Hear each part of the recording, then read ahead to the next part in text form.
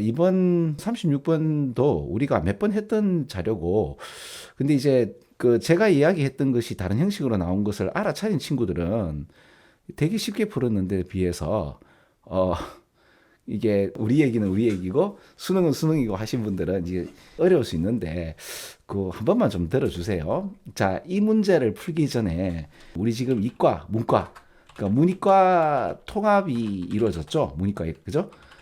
근데 이게 왜 이런가 하면 우리 라떼는 말이에요. 그러니까 소위 우리 아저씨 아줌마들 라떼는 문과 이과를 나누고 특히 이과생들이 문과생들을 조금 무시하는 경향이 있었단 말이에요. 근데 그것도 그럴 것이 이게 우리 때만 그런 게 아니라 이게 인류 역사예요. 이과생들은 문과생들을 좀 핍박하는 오케이. 선생님 왜 그렇게 생각을 하십니까? 그 전에 그런 일이 뭐 있었습니까? 근데 그게 수능 문장에 이제 증거가 되죠. 여기 보시면 like many rationalists today니까 오늘날의 이성주의자들처럼 그리스 사람들도 로고스를 올리고 칭송하고 그러니까 마이토스 또는 우리 한국말로는 미토스라고 얘기를 하는 룩다운 알로 보는 그런 개념이었죠. 그죠? 그럼 이게 로고스를 뭐라고 표현하는가 하면 이거를 이과라고 보시면 돼요. 그 다음에 마이토스 또는 미토스라고 얘기하죠. 미토스를 이제 문과로 보시면 돼요. 문과 이과를 나누었는 이 얘기가 지금 우리 아저씨 아줌마들까지 모르겠어요. 지금도 그런지 모르겠는데 이과생들은 문과생들을 조금 아이고 야야 너들이 그죠 문과생들 이과생들도 이제 하찮게 보고 물론 이제 장난이죠. 장난인데 그 문과 학생들이 서로를 이제 다른 인간 취급을 하면서 서로 이해를 못하는 그런 에피소드가 많죠. 근데 요즘도 그런지 모르겠지만은 이 문과이과를 두 가지 다른 이제 생각 방식이라고 보시면 돼요.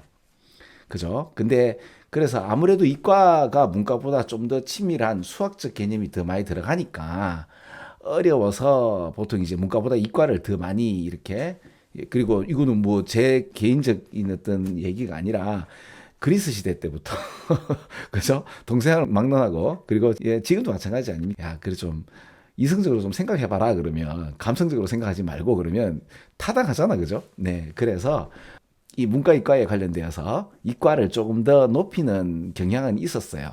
근데 최근에 유발 하라리라는 이분의 어떤 그 기점으로 해야 된다 그러나 굉장히 이제 문과에 대한 칭송. 근데 그 전에 또 문과가 힘을 발휘했던 게 누구예요? 스티브 잡스 아저씨죠. 그죠? 그 양반이 문과 철학과 중퇴하셨잖아. 그죠? 그래서 이 문과생들의 어떤 이 감성, 그죠? 감성과 이과생 그 스티브 잡스의 친구와 함께 이제 세상을 아이폰으로 전 세계를 장악하신 분이잖아요. 그죠?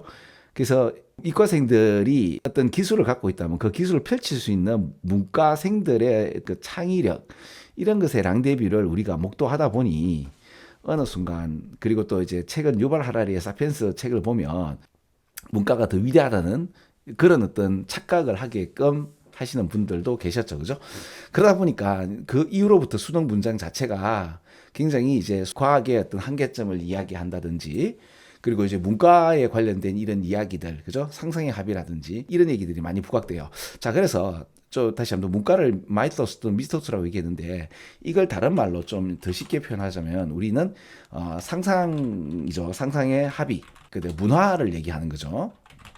이과라는 것은 어떻게 보면 자연의 원리를 얘기하는 거죠. 자연과 문화 이 두 가지가 인간이 속해져서 만든 매트릭스라고 보시면 돼요. 그죠? 그러면 이게 만든지 한번 볼게요. 고대 그리스는 옛날에 두 가지 방식인데 이게 우리 인간들 다 그렇죠. 그 로고스와 마이토스, 미토스인데 로고스는 자, 뭘 아까 얘기했죠? 그 이과나 자연 계열이죠. 근데 그게 어디 있죠? 이렇게 나오죠. 그죠? 자, 그러면 자연 계열 같은 경우는 경험적인 거 아닙니까? 그리고 이성적인 숫자를 바탕으로 하는 거죠. 로지컬. 그러면 마이토스는 뭐다? 이렇게 나와 있죠. 그죠? 드림이며 스토리텔링이고 심볼이며. 근데 여러분들 이게 꿈이라고 얘기하고 상상이라고 얘기하는 이게 늘 말씀드리지만 상상이라는 표현에서 상상의 합이잖아요. 인간이 그냥 내 혼자 생각하고 네 혼자 생각하는 거는 드림 맞아요. 근데 그 드림을 너랑 나랑 합의를 봐서 있다라고 약속을 하게 되면 가령 어떤 게 있었죠? 돈이라는 것이 원래는 그 자연에서는 없는 거 아니에요? 바나나를 먹는 오랑우탄한테 돈 5만 원짜리를 주고 오랑우탄의 바나나를 뺐으면 오랑우탄이 날 뚝갑해지 기분 좋아를 하지 않잖아요. 여러분들은 어때요? 바나나를 하나 먹고 있는데 제가 탁 뺐으면서 5만 원을 탁 주면 그래서 분노가 눈 녹듯이 사라지는 이유가 뭐예요? 우리가 꿈꾸는 이 드림을 너와 나의 같은 드림을 합의를 했잖아요. 같은 종교를 믿게 되었단 말이에요. 같은 종교를 믿게 되면 어떻게 돼요? 예, 엄청난 힘을 발휘하는 거죠. 그래서 지금의 종교는 자본과 과학이라고 제가 저번 시간에 말씀을 드렸고, 그래서 이게 드림과 스토리텔링과 심볼이라고 그래서 이게 하찮게 보시면 안 돼요. 근데 일단은 이렇게 보면 좀 마이토스는 이 로고스에 비해서, 왜 로고스는 굉장히 이성적이며 경험에서 일어나는 어떤 것들이고, 그리고 과학적인 데 비해서 마이토스 같은 경우는 영 좀 아니다고 느껴지잖아요. 근데 그게 아닙니다. 그러나 어떻게 보면 이 자체를 우리 그 이성주의자들 어디서부터? 옛날 그리스 때부터 로고스를 칭송하며 마이토스를 알로 봤단 말이에요. 밑으로 봤는데 논리와 이성이라고 하는 거죠. 이것이 우리를 갖다가 모던하게 만들며, 그러니까 똑똑하게 만든다는 얘기예요. 그리고 이러한 것들은 우리를 갖다가 원시적으로 만드는, 그러니까 감성적인 것들이 있는데, 하지만 이제 여기서 이제 아까 유발 하라리 얘기가 나왔잖아요. 그럼 유발 하라리는 대표적인 사람이고, 많은 그 유발 하라리와 같은 그런 사람들을 갖다가 엔트로폴로지스트니까 인류학자들, 그리고 소시올로지스트니까 사회학자들, 필라소퍼난 이런 철학자들이 좀 더 복잡한 그림을 그리는 거고, 그러면 여기서 제가 말씀드리고 싶은 거는 상상의 합의라는 것이 자본을 얘기했지만은, 돈을 얘기했지만은 그게 경제과죠. 그럼 경제과는 문과예요. 그럼 법률은 어때요? 상상에서 일어나서 합의를 한 거죠. 그 문과죠. 사회학과, 법학과, 그 다음에 여러분들 경제학과, 경영학과 모두 다 어떻게 해요? 문과단 말이에요. 근데 이것들이 뭐하고 함께 더 발전했죠? 예, 과학이죠. 과학과 그 기술 아닙니까? 그죠? 상상의 합의라는 것이 이 과학과 랑데뷰가 일어났을 때 엄청난 시너지가 일어나면서 인간이 발전했단 말입니다. 그죠?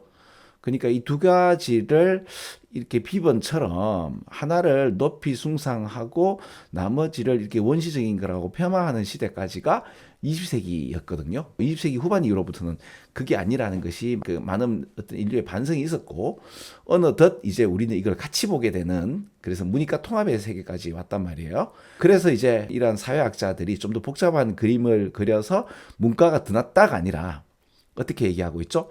문과와 이과는 함께 intertwined, 함께 뒤엉켜 있다. 그리고 interdependent, 상호 의존하고 있다라고 하고 있죠.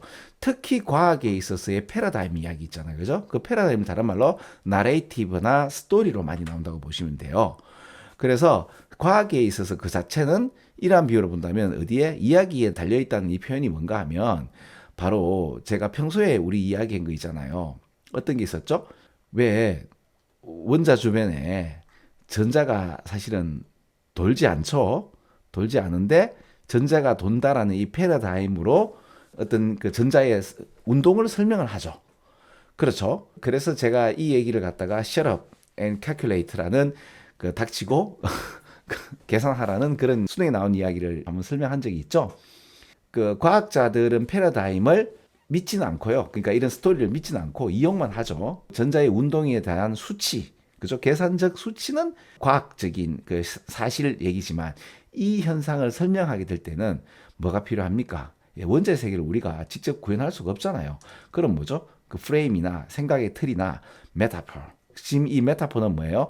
원자 주변에 전자가 돈다는 이 메타포를 얘기하는 거예요. 세상을 이해하는 데 사용하는 이 메타포가 우리 과학적인 디스커버리를 갖다가 형성하는 겁니다. 우리가 만드는. 그리고 뭐죠? 그것들이 다시 우리가 보는 것을 형성하죠.